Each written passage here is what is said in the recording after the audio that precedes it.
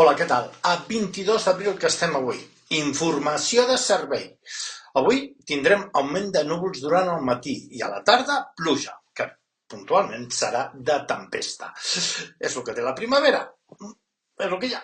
Les reaccions del Principat al traspàs del papa francès no han passat desapercebudes per ningú. Està clar que un país amb un cap d'estat eclesiàstic com és el nostre, com amb el copríncep Vives actualment, ha valorat més que positivament els 12 anys de pontificat. Però, i ara què? El govern de mà de la ministra d'Exteriors assegura que la mort del papa no afectarà el compromís governamental amb la penalització de l'avortament.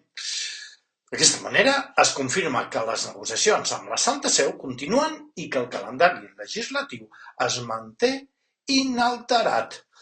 Menys mal.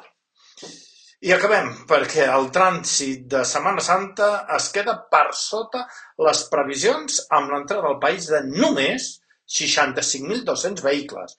Mobilitat havia previst fins a 79.000 entrades, però l'afluència final ha estat inferior a l'esperada i deixa entreveure una lleugera punxada. Lleugera punxada pel comerç, per l'hostaleria o pels que fan la previsió. Bé, ho deixem aquí.